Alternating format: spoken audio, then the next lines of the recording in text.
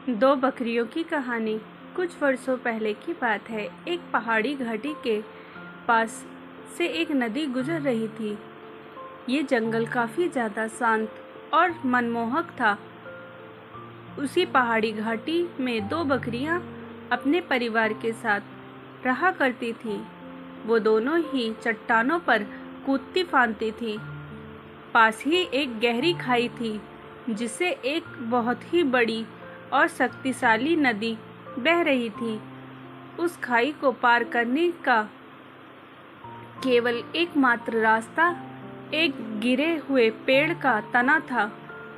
यह पेड़ वो रास्ता इतना साकार था कि एक समय में केवल एक ही जानवर उसमें से पार हो सकता था। दो जानवर एक दूसरे को पार नहीं कर सकते थे क्योंकि नीचे नदी का बहाव काफ़ी ज़्यादा तेज था।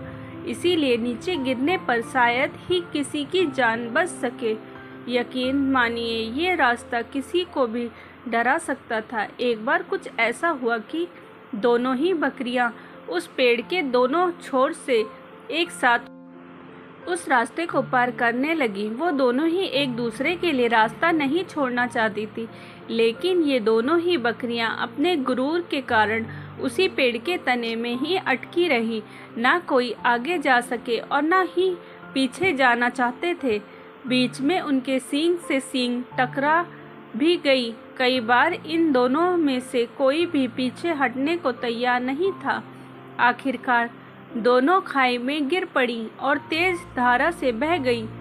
ये कहानी हमें सिखाती है कि गुरूर और अड़ियलपन हमें हमेशा नुकसान ही पहुंचा सकता है।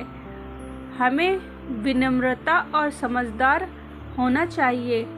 इस कहानी से हमें ये सीख मिलती है कि जिद के कारण दुर्भाग्य झेलने से बेहतर है कि झुककर परिस्थिति को समझें और उस हिसाब से काम करें। स्टोरी अच्छी लगी हो तो प्लीज़ लाइक एंड सब्सक्राइब ज़रूर करें। मिलते हैं नेक्स्ट स्टोरी के साथ।